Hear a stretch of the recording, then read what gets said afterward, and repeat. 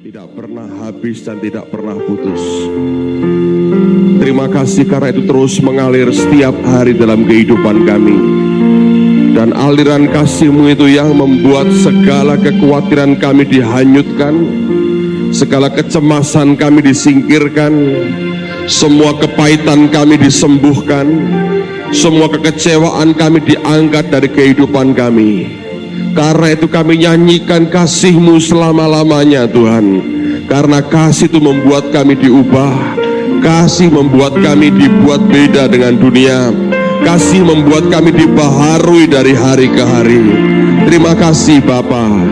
Dan hari ini kami berdoa, sampaikan isi hati-Mu, buat setiap kami mengerti akan kehendak-Mu. Hamba berdoa tidak satu pun tinggalkan akan ruangan ini dalam keadaan yang sama, tapi Engkau mengubah setiap kami from glory to glory, dari satu kemuliaan kepada kemuliaan yang lebih besar lagi. Kami ingin hidup makin berkenan di hadapan Tuhan. Terima kasih Bapa, terima kasih. Kemuliaan bagi-Mu di tempat yang maha tinggi. Demi nama Yesus dan semua kita berkata alright. Nah, hari ini saya ingin membawa kita untuk melihat akan summary, ringkasan dari apa yang saya pribadi dapatkan selama kita seminar dengan Ed Cole dalam 2 hari. Nah, saya mau tanya, siapa yang tidak ada kesempatan hadir dalam 2 hari dengan Ed Cole minggu yang lalu? Ada yang tidak sempat hadir? Ya, saudara, orang yang cukup malang di dunia ini, tapi Tuhan mengampuni saudara. Saya tanya dengan banyak orang, ngerti nggak yang disampaikan? Dan cukup banyak yang jujur, yang berkata, wah susah Pak, nggak ngerti saya, nggak ngerti. Pertama kali saya dengar dia, saya berkata, ini seperti kita ini anak-anak SMP, didatangkan seorang profesor yang ngajar. Memang bagus, tapi kepala kita terlalu kecil untuk bisa nangkap itu. Itu harus kombinasi 2 hal sebetulnya, kerohanian dan intelek untuk Anda terima yang begitu, karena setiap perkataannya tidak dengan gampang dicerna. Kalau dia ngajak kita humor aja saudara, humor ini ya, untuk membuat kita tertawa, sukar sekali. Kadang-kadang mesti berpikir sekian detik baru tertawa. Saya beri contoh begini, dia cerita, jangan tertawa dulu saudara, ini belum tahu di mana lucunya ya. Dia cerita begini, ada seorang laki-laki, suami ya, baru pulang dari seminar yang dia buat. Lalu kemudian dia pulang ke rumah, dia ngomong sama istrinya, aku baru ikut seminarnya Ed Cole. Sekarang aku baru sadar bahwa sebenarnya aku ini kepala rumah tangga. Selama ini aku gak ngerti, aku sekarang ngerti aku ini kepala rumah tangga. Dan mulai hari ini aku yang ngatur semua. Dan dia berkata harus begini. Kamu gak boleh begini, gak boleh begini. Harus ini. Aku yang menentukan semua. Adam diam saja, makanya manusia berdosa katanya. Aku tidak boleh diam saja.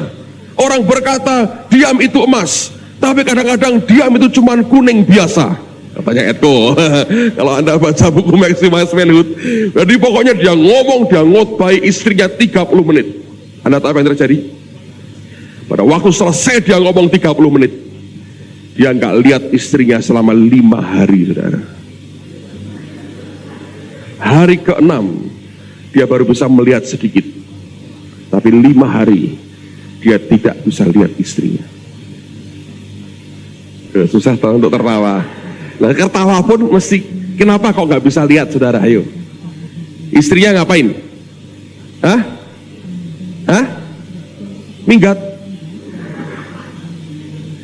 Itu bukan ternyata saudara. Hari habis ngotbahi istrinya, dipukuli sama istrinya, bengkak matanya, 5 hari gak kempes, hari ke-6 agak kempes, buka sedikit, lah lihat lagi. Jadi bukan minggat istrinya, itu dipukuli istri. Saudara pernah lihat orang dipukuli istri? Tak ceritain saudara, loh ini hebat. Saya lupa cerita Ed Cole, harusnya saya ceritain dari berita seluruh dunia saudara. Saya besuk satu orang di sebuah perumahan. Ketika saya berhenti dengan mobil di depan rumahnya, saya lihat dari kaca itu ada korden yang kelihatan orangnya kan di situ. Terus teriak, Pak Agung datang katanya. Teriak. nggak dibukain pintu, saudara, masuk ke dalam. Jadi saya akhirnya ketok-ketok pintunya, toh nggak ada bukain.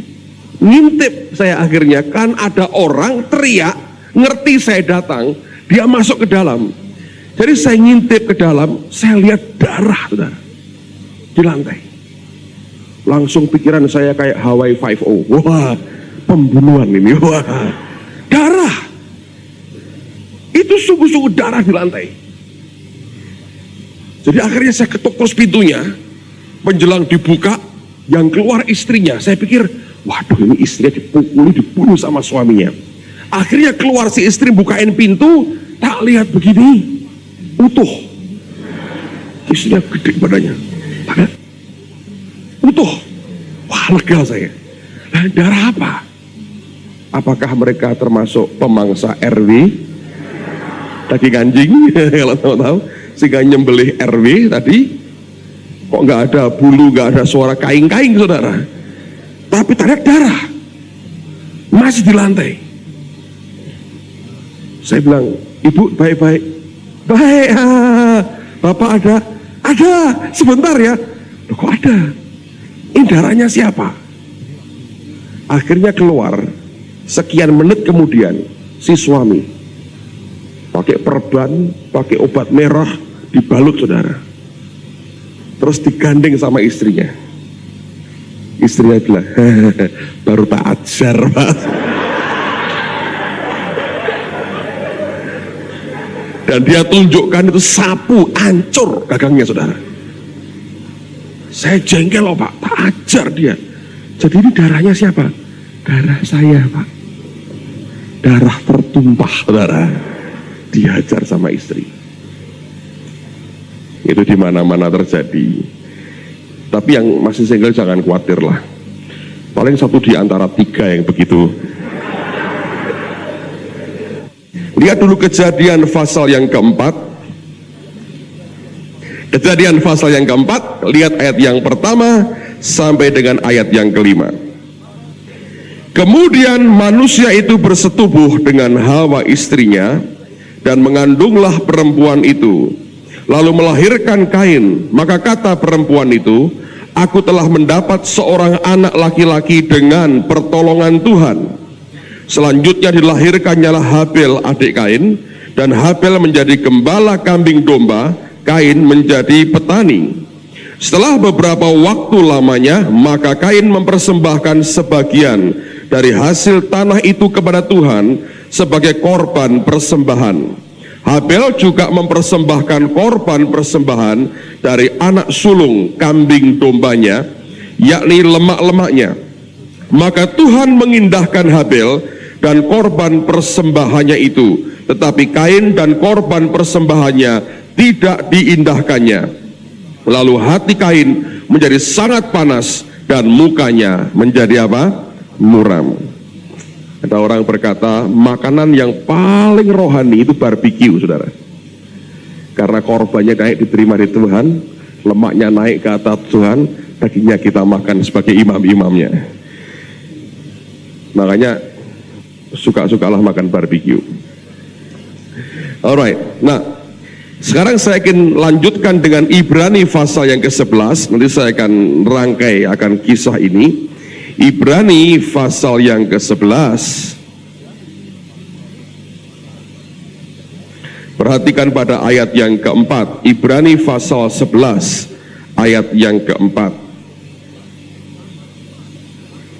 Karena iman, Habel telah mempersembahkan kepada Allah korban yang lebih baik daripada korban Kain. Dengan jalan itu ia memperoleh kesaksian kepadanya bahwa ia benar, karena Allah berkenan akan persembahannya itu, dan karena iman ia masih berbicara sesudah ia mati. Nah, cukup lama sebetulnya saya nggak terlalu ngerti dengan tepat sebenarnya apa yang dialami oleh Kain dan Habel, sehingga pada waktu mereka memberikan korban persembahan itu mereka memberikannya dengan ekspresi yang berbeda. Dan apa yang diberikan oleh Kain ditolak oleh Allah, tidak berkenan di hadapan Tuhan. Yang diberi oleh Habel, Alkitab berkata Allah mengindahkan atau Allah berkenan dengan korban itu. Nah, saya ingin ceritakan akan backgroundnya karena hal ini memberkati sekali, dan saya berdoa Anda bisa tangkap dalam rohmu. Nah, dengerin baik-baik saudara. Rupanya pada waktu itu, kalau Anda perhatikan, manusia hanya segelintir orang, ya. Kain adalah anak yang pertama, Habel anak laki-laki yang kedua. Tapi rupanya dua-duanya punya reaksi yang berbeda terhadap kesadaran adanya Tuhan di atas mereka. Yang pertama, si Kain sama sekali tidak ada indikasi bahwa dia punya kerinduan, rasa ingin tahu yang besar akan Allah yang ada di atasnya. Tapi Habel ini punya kerinduan yang begitu besar. Pertanyaan-pertanyaannya, saya percaya, membuat dia sungguh-sungguh mengindikasikan dia sungguh-sungguh ingin kenal, ingin tahu akan Allah yang ada di atasnya. Nah, dari mana kita mengerti? Nanti saya akan berikan beberapa dasar ayatnya, tapi dengerin dulu saudara. Rupanya si Kain tidak peduli akan Tuhan, si Habel peduli akan Tuhan. Kemungkinan besar dia bertanya kepada bapaknya, kepada Adam, akan bagaimana manusia diciptakan. Siapa orang tuanya Adam misalnya, siapa yang melahirkan Adam. Nah, dari semuanya itulah kemudian diyakini lahir perkataan-perkataan yang keluar dari Adam yang menceritakan akan asal muasal dia dilahirkan, bagaimana cara Allah membentuk dia, bagaimana cara Tuhan membuat dia ada, bagaimana kemudian Hawa itu ada, dan apa yang kemudian mereka lakukan sehingga mereka berdosa terhadap Tuhan dan sebagainya. Nah, semua yang diceritakan itu termasuk rupanya cerita bagaimana ketika mereka sadar mereka berdosa, mereka malu karena mereka telanjang. Dan bagaimana mereka mencoba menyemat dari dahan pohon ara untuk membuat pakaian menutupi ketelanjangan mereka. Sekalipun demikian, ketika Allah berjalan mendekati mereka, mereka ketakutan, mereka sembunyi dari Allah. Dan itulah sebabnya mereka juga menceritakan, saya percaya, bagaimana Allah itu menyembelih akan seekor binatang dan kemungkinannya adalah domba. Dan ketika disembelih, maka bulunya dipakaikan kepada mereka sebagai bagian daripada pakaian mereka. Nah, cerita itu membuat Habel akhirnya mengerti bahwa untuk orang bisa bertemu dengan Allah dan mendapatkan kembali kenyamanan hidup yang hilang karena dia berdosa, didapat ketika seekor domba disembelih dan kulitnya serta bulunya dipakai Allah untuk menjadikannya sebagai pakaian daripada Adam dan Hawa. Nah, sejak saat itu, karena begini saudara, Ibrani berkata Habel mempersembahkan korban itu dengan iman. Nah, Roma 10:17 berkata iman datang dari apa? Pendengaran oleh apa? Firman Kristus. Jadi apa yang dia buat pasti asalnya karena dia dengar dari seseorang akan kebenaran. Dan ini yang membuat kita meyakini bahwa Habel adalah orang yang mendengar apa yang Adam ceritakan, bagaimana asal muasal kehidupan manusia, dan dari dia mendengar itu imannya mulai muncul. Dia berkata, kalau begitu aku bisa berkenan di hadapan Tuhan kalau aku memberikan kepadanya domba bagi dia, korban sembelihan dan bakaran bagi dia. Nah, ide itu dia tangkap pasti dari Adam. Kain tidak ada indikasi dia peduli dengan itu. Sehingga kemudian ketika Habel menyadari bahwa Allah berkenan dengan korban sembelian seperti itu, maka yang dia buat adalah dia memelihara kambing domba. Nah, rupanya sampai dengan setelah zaman air bah selesai, manusia sebenarnya tidak makan daging binatang. Tapi manusia itu vegetarian, dia makan sayur, dia makan buah. Jadi dengarin saudara, ini yang luar biasa. Habel mengusahakan ternak sebetulnya. Habel itu memelihara ternak bukan untuk dirinya, bukan untuk manusia, tapi diberikan seluruhnya untuk Tuhan. Karena kalau untuk dirinya, dia butuh sayuran, dia butuh buah. Mereka belum makan daging binatang waktu itu. Tapi kenapa dia pelihara ternak? Sebab dia mengerti bahwa Allah yang menciptakan dia, Allah yang mengasihi dia, Allah itu berkenan dengan korban sembelian dan korban bakaran. Dari apa yang dia dengar dari bapaknya yaitu Adam, itu menimbulkan iman dalam hatinya. Dan sebegitu besar cintanya kepada Allah, obsesi hidupnya adalah aku akan hidup untuk mempersembahkan sesuatu bagi Tuhanku. Dan itu yang berkenan di hadapan Tuhan, saudara. Saya dengar istilah yang bagus sekali. Obsesi hidupnya adalah membawa persembahan kepada Tuhan. Seluruh tujuan dari hidupnya adalah ini semuanya aku berikan bagi Allah. Kain, Alkitab berkata, dia mengusahakan tanah. Itu semuanya obsesinya untuk diriku. Sebagian nanti buat Tuhan, tapi itu untuk aku bisa makan dengan baik. Tapi Habel, dia berkata, aku akan beternak, aku akan pelihara domba, aku akan pelihara kambing, karena ini korban yang paling berkenan bagi Allahku. Dan saya belajar hal yang pertama, kalau kita adalah orang yang beriman, saudara, suatu kali Allah akan membawa semua kita. Ketika engkau biarkan imanmu tumbuh, engkau dan saya akan punya obsesi yang sama. Kerinduan hatimu yang paling dalam adalah hidupku ini total bagi Tuhan. Ketika engkau sekolah, engkau kerja, engkau berbuat apapun, engkau akan lakukan yang terbaik. Engkau akan lakukan yang terbaik. Sebab domba yang dipersembahkan harus tidak bercacat. Dan dia tahu itu, dan dia lakukan yang terbaik. Dia pelihara semua yang Allah berikan. Kalau engkau mahasiswa, engkau pelajar, engkau belajar dengan baik, semuanya obsesimu satu. Kalau aku berhasil, ini untuk Tuhan. Kalau aku belajar, aku persembahkan bagi dia. Kalau Anda bekerja, engkau akan berkata, kalau aku kerja, ini buat Tuhan, ini buat Tuhan, ini buat Tuhan. Obsesinya adalah memberikan hidupnya dan semua yang dikerjakannya bagi Allah. Dan Anda tahu, orang seperti ini mati pun darahnya masih bisa bicara. Luar biasa. Dan apakah Alkitab berkata maka Habel kelaparan dan minta-minta makan kepada Kain? Sama sekali tidak. Orang yang obsesi dalam hidupnya, kerinduannya dipengaruhi oleh kerinduan cuma satu. Apapun yang aku berikan, yang aku buat, yang aku kerjakan, itu supaya dia disenangkan. Kalau Anda sudah mencapai titik ini, Allah akan mengindahkan semua yang engkau lakukan, saudara. Ada banyak orang hanya beriman, tapi tidak mengizinkan Allah membuat tumbuh akan iman kita. Sehingga iman kita hanya terbatas kepada iman bagaimana supaya hidupku diberkati, bagaimana supaya keluargaku berkembang, bagaimana supaya daganganku laris. Hanya itu aja. Yang penting pokoknya semuanya sehat, tidak ada masalah, anak-anak tumbuh, sekolahnya pinter, rezekinya banyak, dan untung terus hidupnya, tidak pernah kecelakaan, tidak pernah batuk pilek, tidak perlu ke dokter, tidak perlu ke rumah sakit, pokoknya semuanya, dan nyimpen duit yang banyak untuk 3 keturunan berikutnya.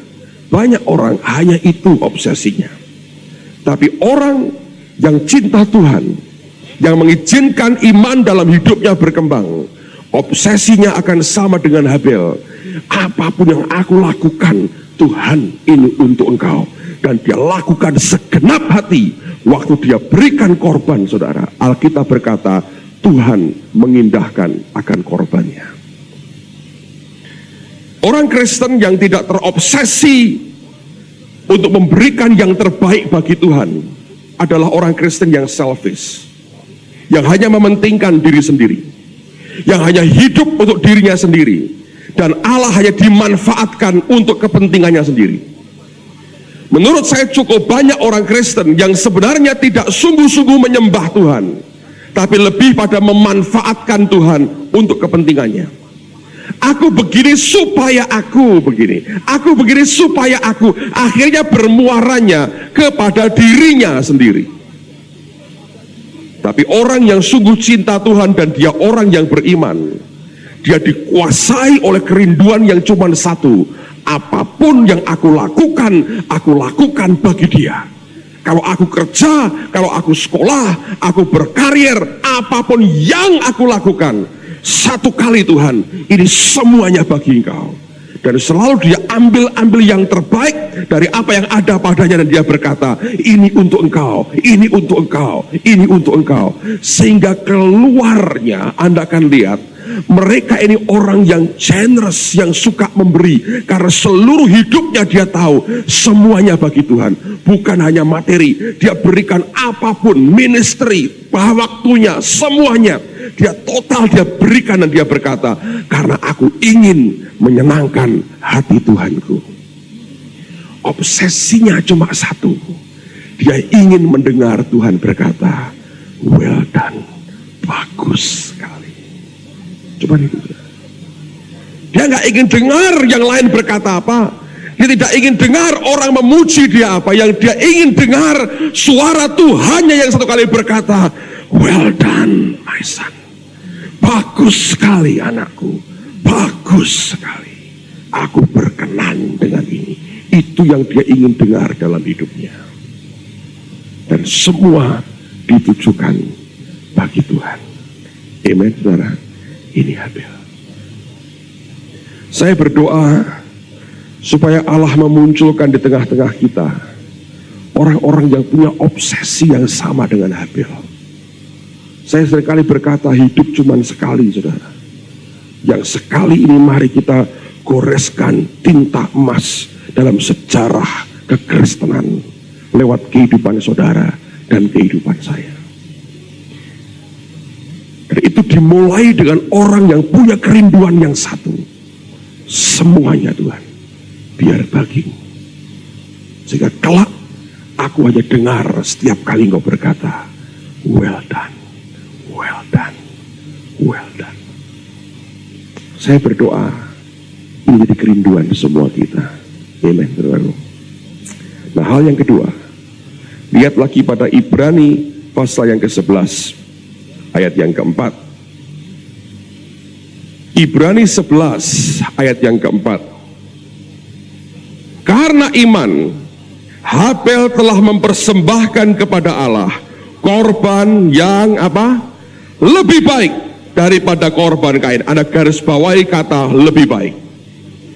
Orang yang punya obsesi ingin menyenangkan Tuhan, selalu dia akan meningkat kualitas hidupnya, saudara.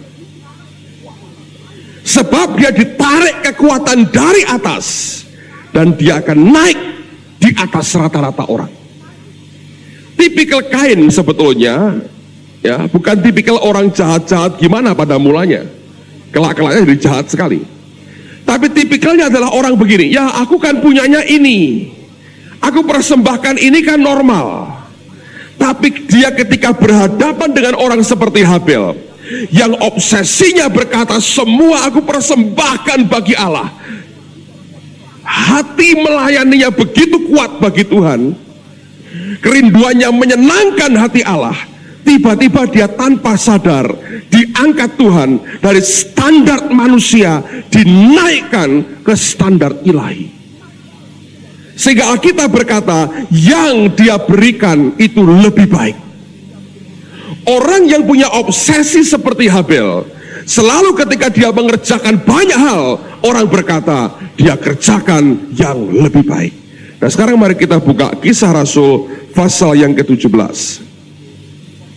Kisah Rasul pasal 17 ayat 10 sampai dengan ayat yang ke-13. Dari Kisah Rasul 17 ayat 10 sampai dengan ayat yang ke-13. Tetapi pada malam itu juga segera saudara-saudara di situ menyuruh Paulus dan Silas berangkat ke Berea. Setibanya di situ pergilah mereka ke rumah ibadat orang Yahudi. Ayat 11 Anda perhatikan ini. Orang-orang Yahudi di kota itu apa, saudara? Lebih baik. Anda garis bawahi kata lebih baik. lebih baik hatinya daripada orang-orang Yahudi di Tesalonika. Dalam bahasa Inggrisnya more noble, itu orang yang lebih mulia, lebih terhormat, lebih noble itu dari kata noble, itu kata bangsawan, lebih berdarah biru, gitu ya. Bahasa kitanya begitu ya. Kalau orang Tesalonika itu namanya Menco gitu ya. Kalau orang Berea itu Raden Kanjeng siapa gitu ya saudara. Jadi more noble gitu. Ya, ini luar biasa. Jadi antara kelompok dengan kelompok itu Anda bisa lihat kualitas yang berbeda. Nah, saya bacakan lagi, Anda perhatikan. Orang-orang Yahudi di kota itu lebih baik hatinya, lebih noble hatinya daripada orang-orang Yahudi di Tesalonika, karena ada alasannya. Mereka menerima firman itu dengan segala apa? Kerelaan hati. Dan setiap hari mereka menyelidiki kitab suci untuk mengetahui apakah semuanya itu benar demikian. Banyak di antara mereka yang menjadi percaya, juga tidak sedikit di antara perempuan-perempuan terkemuka dan laki-laki Yunani. Tapi ketika orang-orang Yahudi dari Tesalonika tahu bahwa juga di Berea telah diberitakan firman Allah oleh Paulus, datang jugalah mereka ke sana menghasut dan menggelisahkan hati orang banyak. Lihat, orang Tesalonika kerjaannya menghasut dan menggelisahkan orang lain. Tapi orang Berea, Alkitab berkata more noble, hatinya lebih baik, lebih punya darah biru dalam batinnya, derajatnya lebih tinggi dari orang Tesalonika. Bukan karena mereka anak raja secara jasmani, tapi cara mereka menerima firman, mereka terima dengan rela hati, dan tiap hari mereka teliti Alkitab apakah benar demikian. Setiap kali orang makan firman dengan kerelaan hati, membuat imannya makin tumbuh, remanya makin tumbuh, iman makin berkembang, struktur imannya makin kuat. Nah, orang itu akhirnya punya obsesi berkata, semua bagi Tuhan. Dalam level itu akan seperti Habel yang dikerjakan menjadi lebih baik dari rata-rata orang yang lain. Amen, saudara. Dan itu yang Tuhan inginkan dalam kehidupan kita. Saya percaya sebetulnya ini yang sebenarnya sedang Allah kerjakan. Allah selalu punya kerinduan menarik manusia ke atas. Brother Andrew pernah berkata begini, dia perhatikan di mana-mana. Ketika ada orang yang terima Tuhan, dan kalau mereka dari kalangan sosial yang di bawah, waktu mereka terima Tuhan, dalam waktu singkat mendadak, sosial ekonomi mereka bergerak naik. Dari orang di bawah, jadi orang menengah, bahkan ke atas. Sehingga banyak orang menuduh gereja pakai uang untuk membuat orang jadi Kristen. Dia berkata salah. Gereja nggak pernah pakai uang untuk membuat orang jadi Kristen. Tapi Yesus yang mereka sembah yang menarik mereka ke atas, saudara. Sehingga jadi lebih baik dari rata-rata di mana mereka ada sebelumnya. Itu Tuhan sebenarnya. Orang Berea more noble, lebih punya derajat dibandingkan orang Tesalonika. Akhirnya orang Tesalonika kerjaannya menghasut dan menggelisahkan orang. Orang Berea tiap hari dia baca Alkitab, dia teliti apakah benar demikian. Dan ketika dijumpai memang benar demikian, Alkitab berkata mereka punya derajat lebih tinggi daripada yang lain. Saudara sekalian, Allah mau sebenarnya setiap kita meningkat derajat dan kualitas hidup kita. Ini yang luar biasa. Dan selalu Tuhan tidak keberatan membuat kita mulai dari nol bahkan minus. Tapi orang yang segenap hati mencari Allah akan ujungnya luar biasa. Coba buka begini, 1 Korintus pasal yang pertama. 1 Korintus pasal pertama. Lihat mulai ayat yang ke-26. Saya bacakan buat Anda. Ini ayat luar biasa. 1 Korintus pasal yang pertama, ayat yang ke-26. Nah, dengan ayat ini saya mau beritahu bapak-bapak dan ibu-ibu, jangan cari menantu orang kaya. Cari menantu orang yang punya derajat di dalam lebih tinggi. Amen. Kalau Anda sudah cari yang kaya, itu karena bapaknya kaya. Anaknya mungkin tidak balung sugih, 3 tahun melarat akhirnya, saudara. Tapi kalau Anda ketemu orang-orang yang noble, punya derajat di dalam batin rohnya naik, Anda jamin, saya jamin, Alkitab berkata, 2-3 tahun jadi mantumu, ngangponi saudara luar biasa. Amen, saudaraku. Jangan cari orang kaya, itu yang kaya bapaknya, bukan dia, saudara. Dia belum tentu, dia mungkin ngentek-ngentek ke duitnya bapaknya. Nah, kalau Anda cari mantu anaknya orang kaya, salah. Nah, kalau Anda anak orang kaya, bersyukur, tapi Anda harus membuat yang di dalammu berkembang. Amen, saudaraku. Nah, itu kekristenan, mengajar begitu. Oke, lihat pada pasal yang pertama, pada ayat yang ke-26. Ingat saja, saudara-saudara. Ingat itu artinya sesuatu yang terjadi di masa waktu yang lalu itu. Dia berkata, ingat saja, saudara-saudara, bagaimana keadaan kamu ketika kamu dipanggil. Menurut ukuran manusia, tidak banyak orang yang bijak. Artinya butuh rodoan, saudara ya. Tidak banyak orang yang berpengaruh, alias dipengaruhi terus. Tidak banyak orang yang terpandang, tapi memandang terus, saudara ya. Tidak ada orang memandang dia memandang pada orang. Artinya ini orang yang di bawah. Terus, tetapi apa yang bodoh bagi dunia dipilih Allah untuk memalukan orang-orang yang berhikmat, dan apa yang lemah bagi dunia dipilih Allah untuk memalukan apa yang kuat, dan apa yang tidak terpandang dan yang hina bagi dunia dipilih Allah, bahkan apa yang tidak berarti dipilih Allah untuk meniadakan apa yang berarti, supaya jangan ada seorang manusia pun yang memegahkan diri di hadapan Allah, tetapi oleh Dia kamu berada dalam Kristus Yesus, yang oleh Allah telah menjadi hikmat bagi kita. Ia membenarkan dan menguduskan dan menebus kita.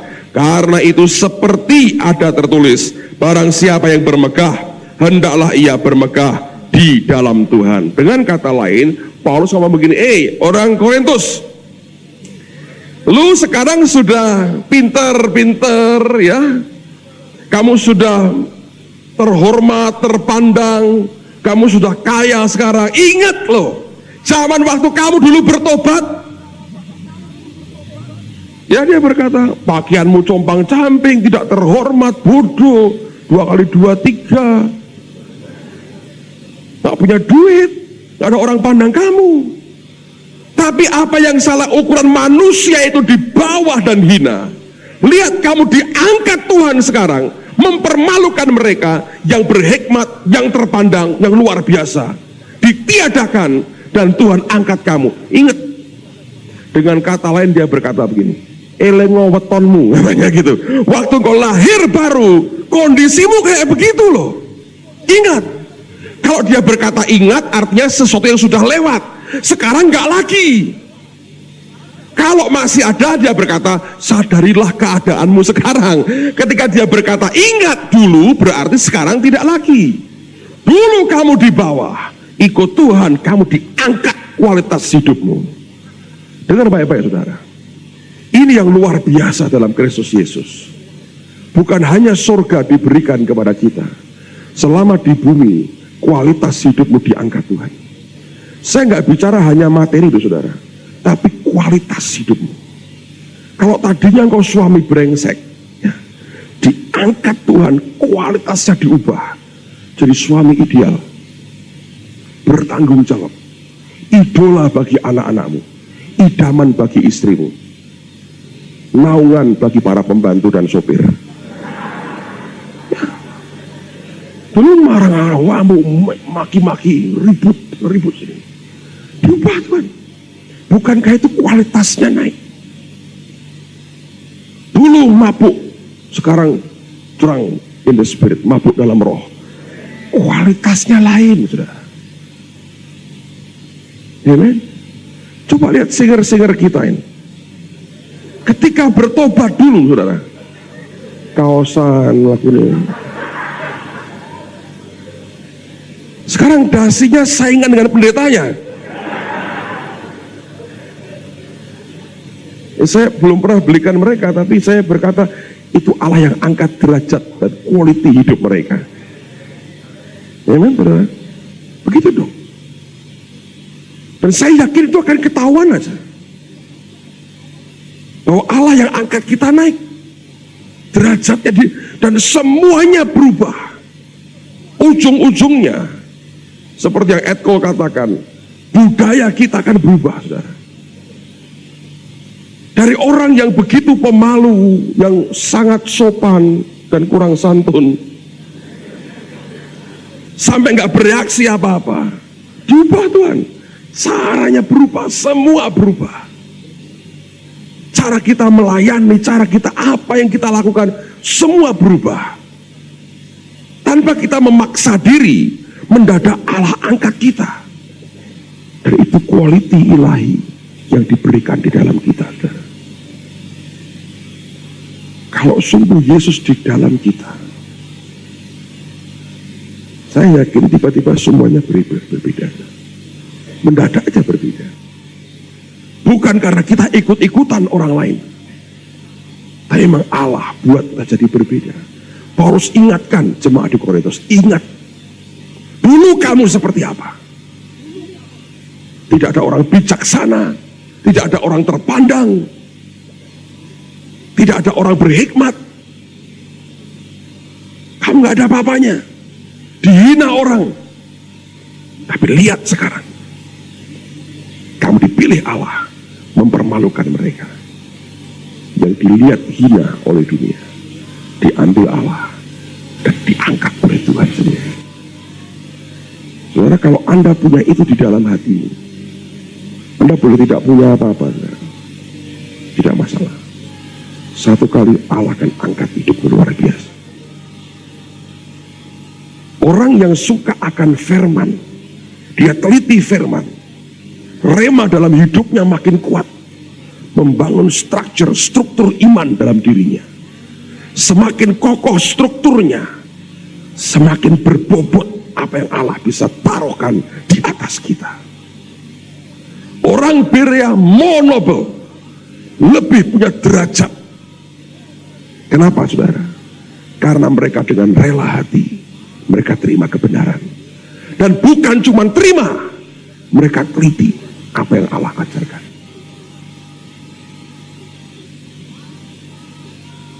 Kalau itu terjadi, saudara, pasti berubah hidup. Saya nggak mengajar Anda untuk jadi orang-orang yang limpah dengan uang dan seenaknya pakai uang, bukan. Tapi kualitas hidup segala-galanya. Tiba-tiba rumahmu akan jauh lebih rapi. Tadinya itu meja tamu ada dus, ada aqua, Coca-Cola kosong di situ, obat nyamuk, onggo-onggo, cecak, tekek, kumpul jadi satu. Saya nggak berkata rumah mewah, saudara. Saya banyak rumah mewah, berantakan dalamnya. Dan kalau Anda punya kualitas di dalam, semua rapi, beda. Orang berkata lainnya. Karena di dalam kita membuat kita berbeda, saudara. Apa yang kita alami dalam beberapa bulan terakhir misalnya, ketika Anda diajar berespon dengan baik, dengar, itu bukan budaya Amerika, saudara. Saya sering ke Amerika, tapi saya memberitahu saudara, itu bukan budaya Amerika.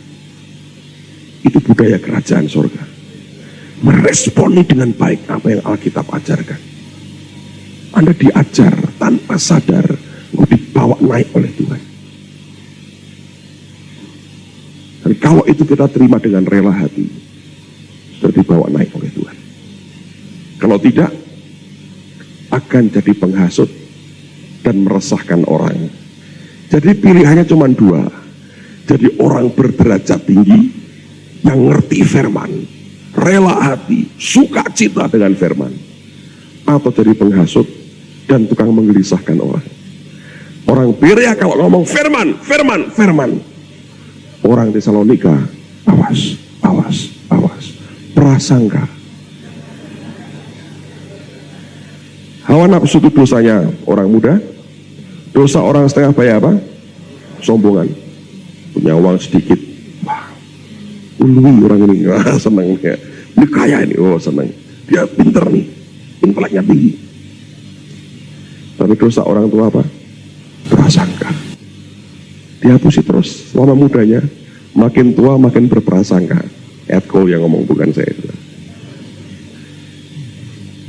Siapa yang ingin supaya hidup kita diangkat Tuhan, quality hidup kita, amen. Alright, yang ketiga, Alkitab berkata bahwa Habel itu memberikan yang lebih baik dibandingkan dengan apa yang diberikan oleh Kain. Apa yang berbeda, saudara? Sebab Kain memberikan kepada Allah apa yang dia pandang itu baik. Ya, aku kan makannya ini, aku makan ini. Jadi Allah mesti makan dong yang aku makan. Kalau Habel, aku memang tidak makan, tapi dia mau ini. Ya aku beri yang dia mau, bukan yang aku mau. Ngerti saudara? Ini bedanya. Kain memberi dari hasil tanahnya, itu makanannya. Kalau dihitung saudara, oh ya, dia kehilangan jatah makannya. Habel tidak kehilangan jatah makannya. Tapi bedanya, Kain memberi apa yang dia makan, yang dia mau, yang dia pikir baik. Habel memberi apa yang Allah katakan itu baik. Hanya orang yang punya obsesi ingin menyukakan Tuhan dalam hidupnya, dia baru bisa beri seperti yang diberi Habel, saudara. Kalau tidak, nggak bisa. Saya mau sampaikan satu hal. Ini bukan hal yang gampang, tapi dengar baik-baik. Saya sampaikan kebenaran buat saudara. Siapa yang ingin diberkati di sini? Saya beri rahasia, saudara. Ini rahasia bagus. Mungkin John Avan sini yang nyampaikan, saya nggak tahu. Saya belum pernah dengar dia ngomong soal ini. Tapi Roh Tuhan itu tiba-tiba bicara pada saya di mobil. Soalnya kita yang mobil dengan istri saya. Kita ngomong soal memberi, soal korban. Dan saya ngomong sama istri saya, aku ingat satu ayat bagus. Saya suka kalau melihat Anda memberkati orang gitu ya. Saya berkata itu sebenarnya bagus. Sebab tanpa dia sadari, Alkitab akan mengajar itu. Ketika orang memberi yang berkenan, saudara, itu luar biasa efeknya. Oke? Nah sekarang mari kita lihat 2 Korintus pasal yang ke-9. 2 Korintus 9, lihat mulai ayat yang ke-6. Camkanlah ini, orang yang menabur sedikit akan menuai sedikit juga, dan orang yang menabur banyak akan menuai banyak juga. Hendaklah masing-masing memberikan menurut kerelaan hatinya, jangan dengan sedih hati atau karena paksaan, sebab Allah mengasihi orang yang memberi dengan sukacita. Dan Allah sanggup melimpahkan segala kasih karunia kepada kamu, supaya kamu senantiasa berkecukupan dalam segala sesuatu, dan malah berkelebihan dalam pelbagai kebajikan. Sebab ada tertulis, Ia membagi-bagikan, Ia memberikan kepada orang miskin, kebenarannya tetap untuk selama-lamanya. Ia yang menyediakan benih bagi penabur dan roti untuk dimakan, Ia juga yang akan menyediakan benih bagi kamu dan melipat gandakannya dan menumbuhkan buah-buah kebenaranmu. Kamu akan diperkaya dalam segala macam kemurahan hati yang membangkitkan syukur kepada Allah oleh karena kami. Jadi disebut ada pemberian akan menimbulkan luapan syukur.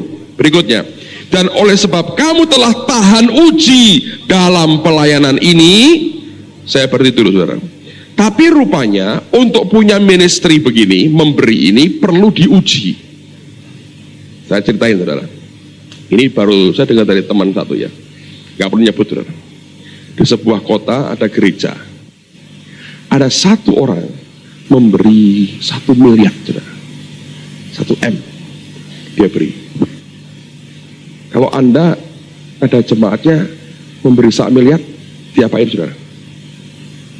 Diawetkan ya. Benorak mati-mati diawetkan di air keras supaya begini. Wah. Nah, ini rupanya penderitanya juga kepinteran gitu, tapi nggak ngerti firman.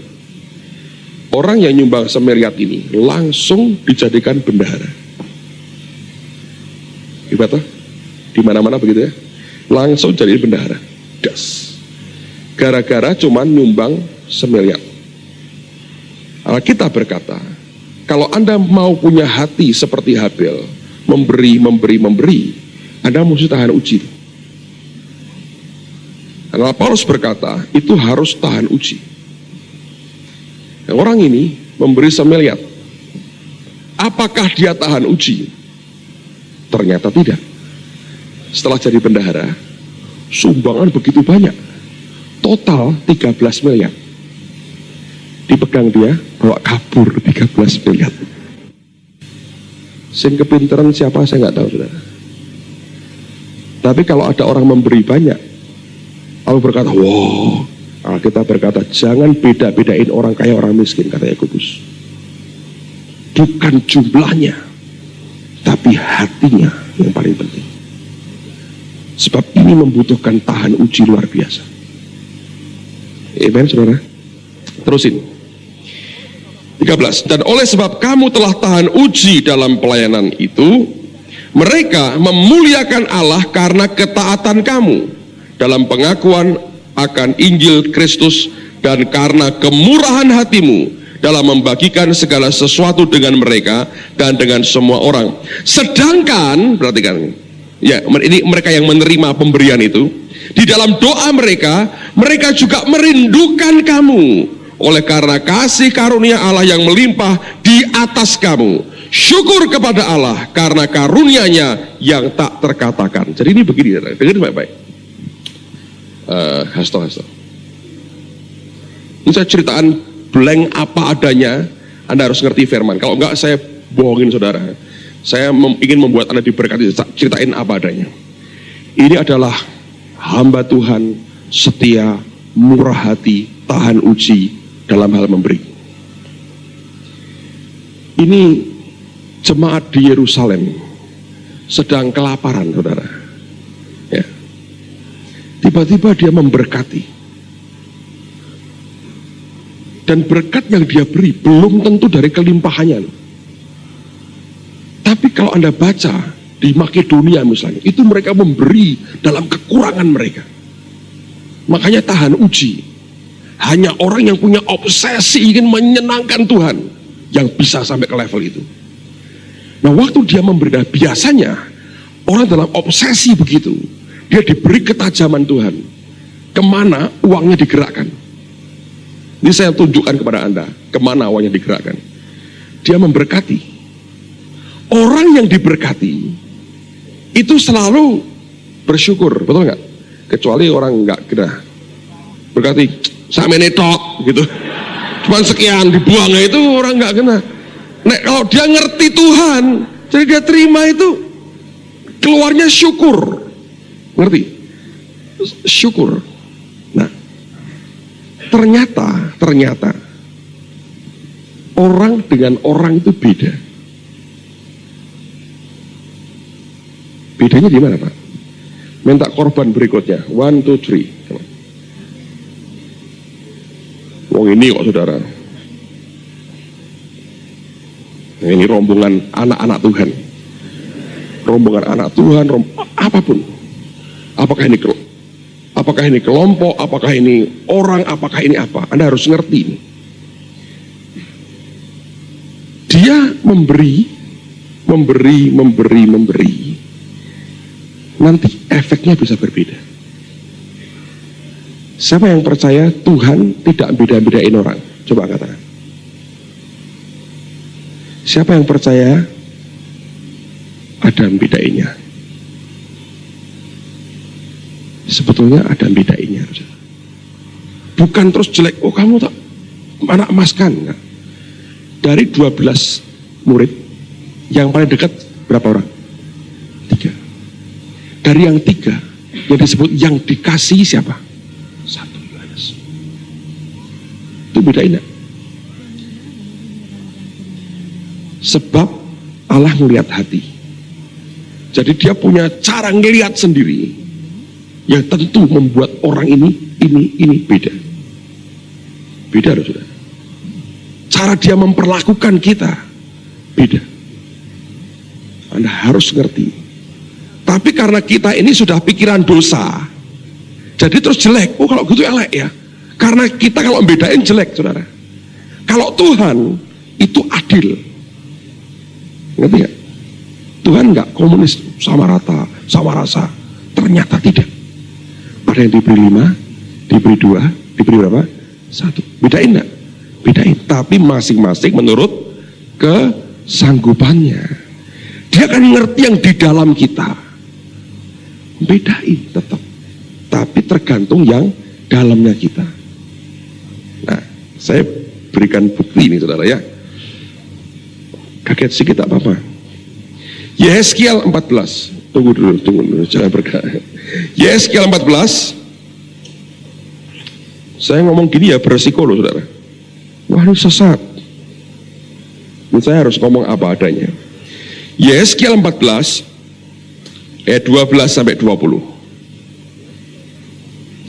Yehezkiel 14, lihat mulai ayat yang ke-12.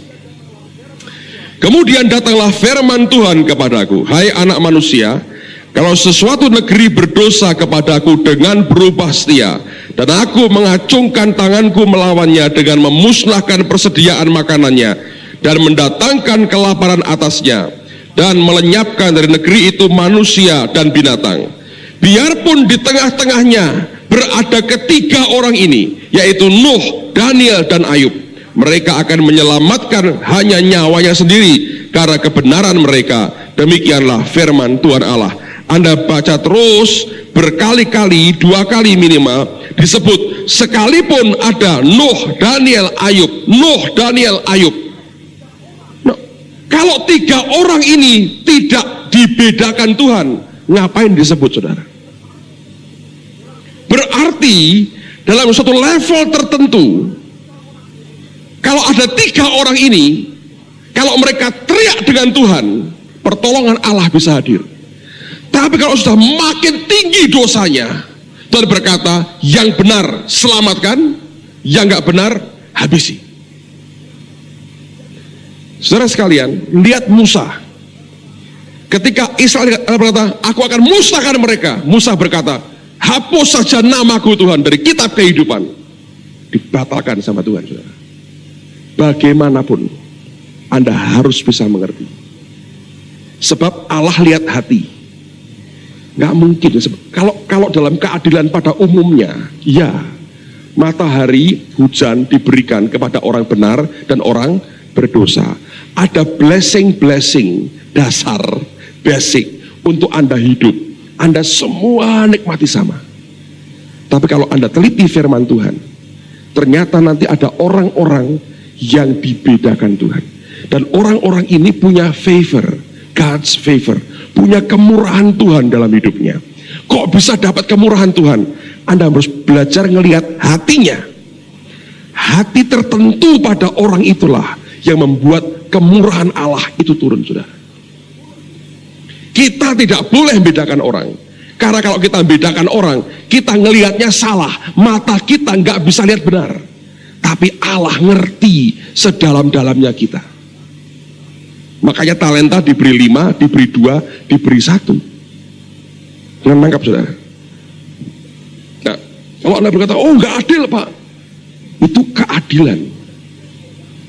Kalau Anda punya fondasi untuk 1 lantai, diberi bangunan 10 lantai, hancur nggak kira-kira saudara?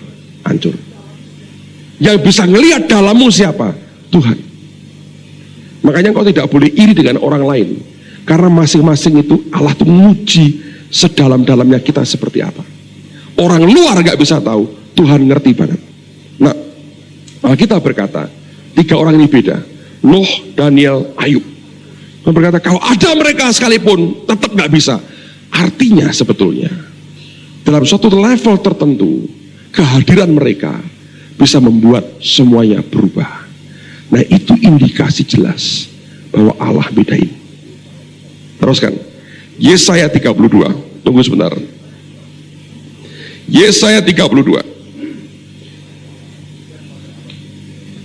Lihat pada ayat yang ke-15 sampai dengan ayat yang ke-20. Yesaya 32 ayat 15 sampai ayat yang ke-20.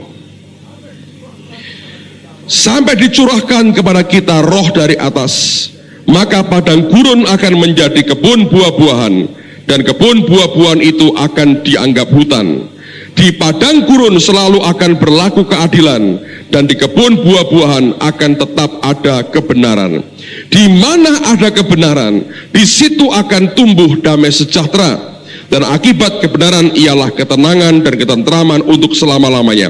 Bangsaku akan diam di tempat yang damai, di tempat tinggal yang tentram, di tempat peristirahatan yang aman. Hutan akan runtuh seluruhnya, dan kota-kota direndahkan serendah-rendahnya. 20 kita baca sama-sama. 2, 3. Berbahagialah kamu yang boleh menabur di segala tempat di mana terdapat air, yang dapat membiarkan sapi dan keledainya pergi. Jadi sebetulnya, dengerin baik-baik. Kalau dia mulai memberkati, ini kan berbeda, saudara. Sama-sama dalam keadaan butuh, tapi siapa yang tahu di dasar hati mereka? Dan siapa yang ngerti bahwa sampai di mana masing-masing ini punya hubungan dengan Allah secara pribadi? Ngerti, saudara? Makanya ini aneh. Kalau kamu tidak punya, yang ada padamu akan diambil. 5, 2, 1.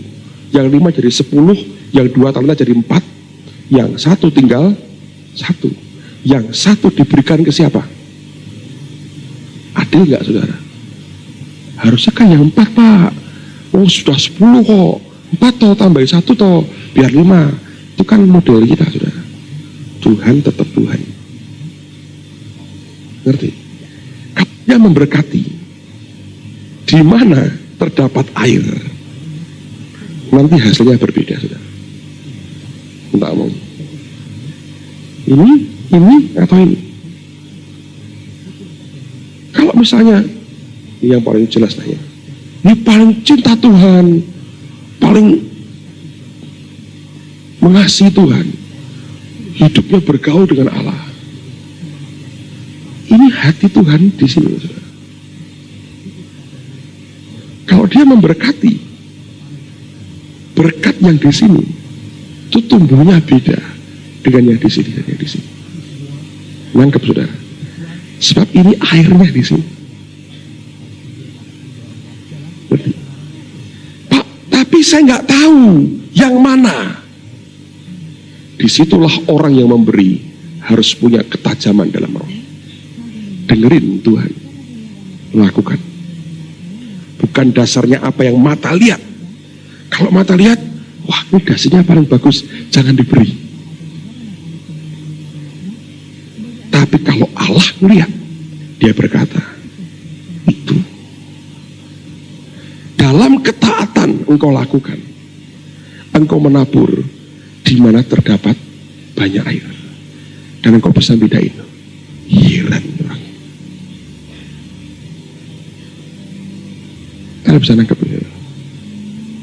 Perlu direnungkan, saudara. Karena saya tahu membuat anak bingung sebentar. Bagus kan, membuat bingung orang. Tapi itu fakta. Allah begitu. Pak, Allah tidak adil, tidak mengasihi aku. Lihat hatimu, saudara. Ada orang-orang yang hatinya tidak cinta Tuhan sama sekali. Hidup selfish untuk dirinya sendiri. Allah ngerti itu. Hal yang sama dengan kegerakan. Kelompok A, kelompok B, kelompok C. Di mana Anda lihat roh Tuhan kuat di situ, Anda masuk di dalam, Anda jadi partnernya Tuhan. Di mana roh Tuhan tidak kuat, Anda masuk ke situ, Anda berpartner dengan daging dan tidak ada pertumbuhan apa-apa. Kalau Anda mau tahu kenyataannya, saya beritahu apa adanya. Karena saya percaya sudah waktunya Anda dengar kebenaran seperti ini. Amen. Dibedain apa? Bedain. Bukan karena dia benci ini mengasihi ini. Dia lihat hati sih saudara. Amen. Benar. Thank you. Dengar baik-baik. Saya punya teman di Malaysia. Anda pernah ngerti, namanya Raymond Mui. Ini contoh orang yang namanya terima favor, kemurahan Tuhan itu luar biasa. Dia diberkati sama seperti kita. Banyak hamba-hamba Tuhan besar datang ke tempat dia. Dia nggak punya gereja loh saudara. Tiap tahun bisa buat sekolah Alkitab. Dari berbagai negara ikut. Nggak punya sponsor. Sekarang pakai gedung bagus. Bekas Friends Club. Dengan harga murah sekali. Dia kalau ketemu orang, aduh. Dia bisa ketemu dengan manajer hotel bintang, hotel Marriott di Kuala Lumpur. Dia bisa ngomong sehingga sekarang ini tiap siang itu makanannya Marriott. Itu kalau hotel itu kan kalau roti saudara, nggak diambil, sisa hari itu buang. Kalau kita kan singgahi. Kalau hotel itu dibuang. Dia bilang jangan dibuang, kasihkan saya. Jadi itu makanan hotel itu mewah tiap hari. Sak buahnya dikirim tanpa bayar. Kalau Anda dengar ceritanya dia, Anda geleng-geleng kepala. Kok bisa ya orang ini? Apapun tembus. Bawa durian dari Ungaran. Bawa durian. Dipak. Di X-ray di Cengkareng. Satpam berkata, maaf Pak, ini durian nggak boleh. Dia bilang, jangan tentukan airlines, bukan Bapak. Durian membuat meledak enggak di pesawat terbang? Tidak. Kalau gitu security-nya enggak apa-apa. Jangan tentukan Malaysian Airlines. Kalau mereka tidak boleh, saya tinggal duriannya. Kalau boleh, saya bawa. Boleh, saudara. Kalau pergi pulang itu ya, dari Jakarta, itu bawa buku rohani, dia belanja. Itu overweightnya bisa puluhan kilo dan tidak pernah bayar. Cara ngomongnya itu bisa biasa. Kemarin dia ngomong, ya aku juga heran, aku ini kok dapat kemurahan. Orang kalau lihat aku langsung memelas sama aku katanya. Dipakai Tuhan loh saudara. KKR di mana-mana, kesembuhan ilahi. Tapi itu God's favor. Menurut saya Tuhan lihat ada yang luar biasa di hatinya. Anda mau terima God's favor? Sebetulnya iya, bahwa dia itu mengasihi semua. Ya, saya gambarkan begini. Apakah Allah pilih kasih? Ya dan tidak. Berkatnya seperti air terjun. Masing-masing datang dengan tempat yang berbeda-beda. Ada orang berkata, aku mau ambil berkat Tuhan. Dia ngambil sendok, bawa ke air terjun, dia pulang. Ada orang bawa kaleng cat, dia bawa pulang. Ada orang bawa ember, bocor, dia bawa pulang. Ada orang bawa drum, ada orang bawa tangki air, ada orang buat saluran dan bangun kolam. Dibedain enggak saudara? Dibedakan. Tapi yang membuat dibedakan engkau dan saya sendiri sebetulnya. Ukuran yang diterima beda. Jumlah air yang diberi beda. Yang membuat dia membedakan adalah saudara dan saya sendiri. Dia harus membedakan, karena engkau memang ingin dibedakan. Tapi kalau semua kita buka saluran yang sama, engkau akan terima God's favor yang sama. Amen. Bukan karena dia pilih kasih dalam pengertian jahat, dia tahu di dalam kita. Engkau protes, Tuhan yang punya sendok ngamuk-ngamuk, makin goncang, makin habis airnya, saudara. Kau cuma sekian, habis akhirnya. Yang bangun kolam dia berenang, yang sendok ya.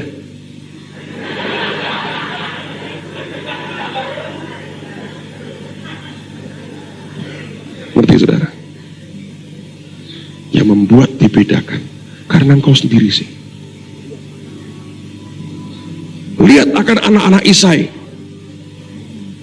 dari yang paling gede terus diranteng semua. Tuhan bilang tidak. Samuel diberitahu, manusia melihat di depan mata, yang dengan mata. Allah melihat apa? Hati. Yang ini kaleng bolong, ember bocor, sendok kamu bawa semua. Dia cari orang yang bisa nyalurkan. Anda bisa nangkep. Berbahagialah orang yang bisa menabur di tempat di mana terdapat apa? Banyak air. Kita mesti smart dalam hidup. Ada banyak orang yang baik, kita sosial tuh, nolong sini. Bodoh. Siapa yang suruh? Karena dengar baik-baik apa yang Tuhan katakan. Lakukan dalam hidupmu. Hidup kita akan berbeda. Allah mau mengangkat kita punya standar hidup yang lebih baik lagi. Amen. Bisa. Why not? Kenapa tidak? Bisa. Saya percaya Tuhan membuat anugerah yang kita nikmati lebih besar dan membawa kemuliaan bagi nama Tuhan. Dengerin saudara Gus, dengerin baik-baik. Sebelum kita berdoa, dengerin. Ini poin saya. Masing-masing orang datang, anak-anak Tuhan ini, mereka punya tempat yang berbeda-beda. Mereka punya hati yang berbeda-beda. Ketika kita memberkati mereka, orang yang punya tempat, yang punya hati yang beda ini akan bersyukur ke Tuhan. Ketika itu naik di depan Tuhan, saudara, itu yang membuat berkatnya mengalir kepada orang yang memberi. Kenapa saya tangkap? Karena pemberian itu menaikkan syukur. Syukur dari orang yang berkenan di depan Tuhan akan membuat berkatnya dialirkan. Anda bisa tangkap ini dengan baik. Saudara akan tahu bagaimana kita hidup dalam kemenangan dan dalam kebenaran bersama dengan Dia. Amen.